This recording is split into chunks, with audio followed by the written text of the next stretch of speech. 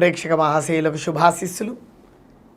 మనం జీవితకాలంలో బ్రతికినంత కాలం ఎలా ఉన్నప్పటికీ కూడా మనిషి జీవితంలో ఒక చివరి ఘట్టానికి చేరుకున్నప్పుడు ఆ మనిషి పోయే సమయాన్ని బట్టి అతని పాపపుణ్యాలు అనేవి మనం లెక్క వేస్తూ ఉంటాం.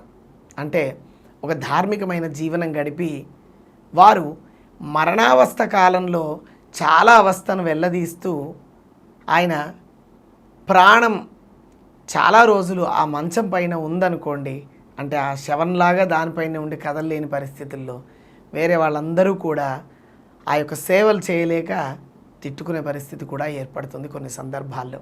అలాగే కొంతమంది జీవితకాలంలో మనం చూస్తుండగా ఎన్నో పాపాలకు ఒడిగట్టినటువంటి వాళ్ళు ఎటువంటి సేవ అంటే వేరే వాళ్ళతో చేసుకోకుండా టక్కున ప్రాణాన్ని వదిలిన సందర్భాలు కూడా కనపడతాయి. ఏమిటండి పాపపుణ్యాలు అంటారు, అంత ధర్మాత్ముడు దేవాలయం కట్టించాడు, ఇంతమందికి దాన ధర్మాలు చేశాడు, ఇంతమందికి విద్యను చెప్పించాడు, ఇంతమందికి వివాహాలు చేయించాడు, ఎంతో ధార్మికమైనటువంటి ఈ పాపాలను ఎందుకు అనుభవిస్తున్నాడు అని ప్రశ్నలు కలుగుతాయి. అలాగే దుర్మార్గులైనటువంటి వాడికి ఇంత చక్కగా చావు రావడం ఏమిటి అని కూడా మనసులో సందేహం కలుగుతుంది. ఇదంతా బాగా గుర్తుపెట్టుకోవాల్సిన అవసరం ఇందాక ముందు ఎపిసోడ్లో కూడా మనం చెప్పుకున్నాం. మనము చేసినటువంటి పాపపుణ్యాల వ్యవస్థ ముందుగా మనకు తెలియాలి.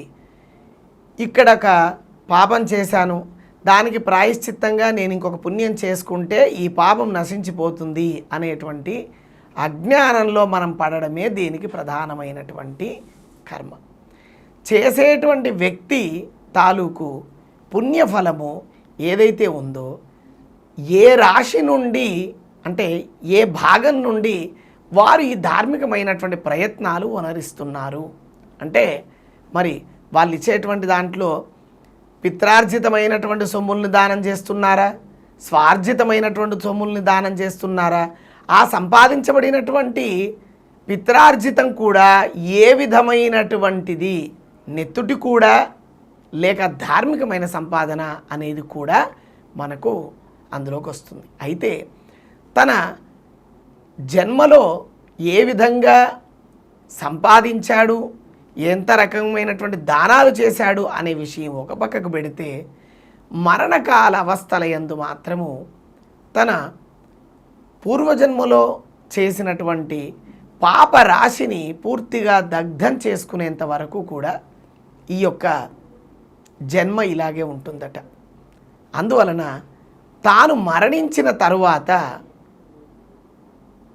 శవాన్ని ఊరేగింపుగా తీసుకుని వెళ్ళి మనకు దింపుడు గళ్ళం అంటారు, అక్కడ ఆపి ఈ ఇహలోకంలో నువ్వు అనుభవించినటువంటి బంగారాన్ని వాటికి సంబంధించినటువంటి తాలూకు గుర్తులన్నీ కూడా అక్కడి నుండి తీసివేస్తారు.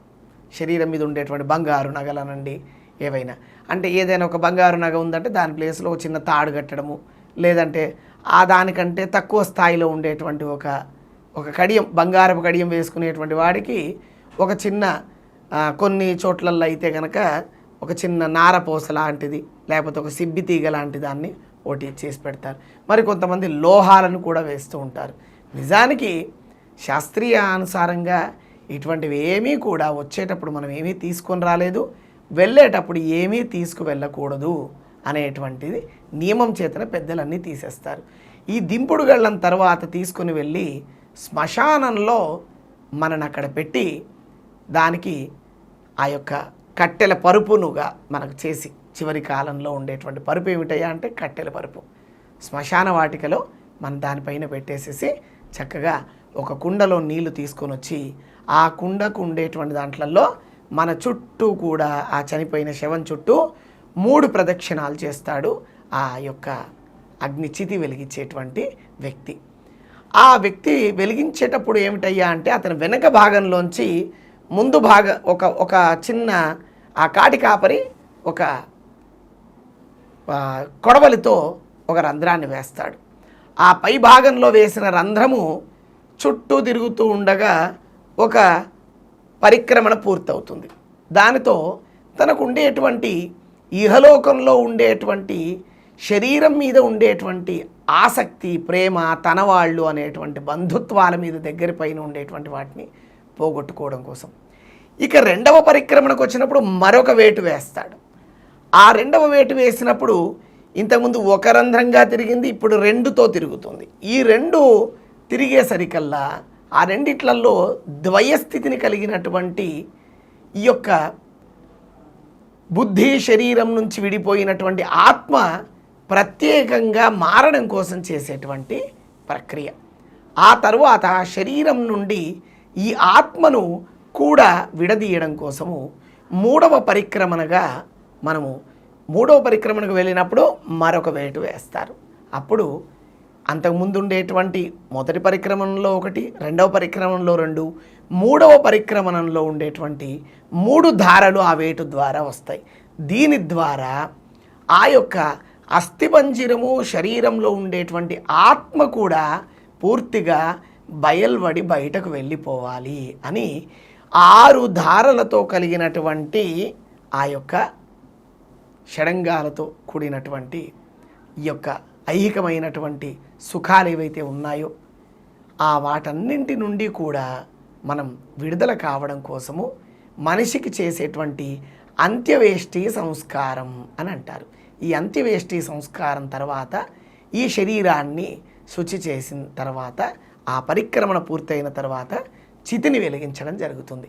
దాని ద్వారా అతను చేసినటువంటి కర్మల నుండి ఇక్కడ ఉండేటువంటి భూలోకంలోని ఆత్మ ఈ శరీరాన్ని విడిచి భూలోకం నుంచి భువర్లోకంలోకి, అలాగే భువర్లోకం నుండి సువర్లోకంలోకి, సువర్లోకం నుండి మహర్లోకంలోకి వెళ్ళాలని అటుపైన ఆ యొక్క సప్తమ లోకాలకు వెళ్ళడం. అంటే ప్రధానంగా మనకు పిండ ప్రధాన కార్యక్రమాలు నిర్వహించేటప్పుడు కూడా మనం చేసేటువంటి పని ఏమిటయ్యా అంటే ముందు వసు, రుద్ర, ఆదిత్య అని పిండ ప్రదానాలు చేసేటప్పుడు కూడా పెడతారు. అందుకే ఆ 3 భూమి నుండి విడివడాలి, ఆ తర్వాత భూమి నుండి విడివడడం అంటే శరీరం నుంచి విడివడడం, ఆ తర్వాత మనస్సు నుండి విడివడము, ఆ తర్వాత ఆత్మ నుండి కూడా ఇతను విడివడితేనే పరిపూర్ణంగా ఆ పైన ఉండేటువంటి ఈ యొక్క అంతరాలు ఏవైతే భూలోకము, భువర్లోకము, సువర్లోకం వరకు చెప్పుకున్నాం. తర్వాత ఈ భూలోకం తర్వాత భువర్లోకం, సువర్లోకం తర్వాత మహర్లోకము, జనోలోకము, తపోలోకము తర్వాత మనం సత్యలోకంలోకి అడుగు పెట్టడానికి అవకాశం ఉంటుంది. కానీ ఈ 3 లోకాలు దాటాలంటే తన యొక్క వంశీకులు 3 తరాల వారు పిండ ప్రధాన కార్యక్రమాన్ని నిర్వహించాలి అని చెప్తారు. అందుకే 3 అనే సంఖ్యకు అంత ప్రాశస్త్యం అనేటువంటిది ఈ యొక్క అంత్యవేష్టి కార్యక్రమంలో నిర్వహించబడుతుంది. ఇది మన యొక్క శాస్త్రీయ ధర్మాలు తెలియాలి అన్న ఉద్దేశంతో మీకు చెప్పనైనది. స్వస్తి.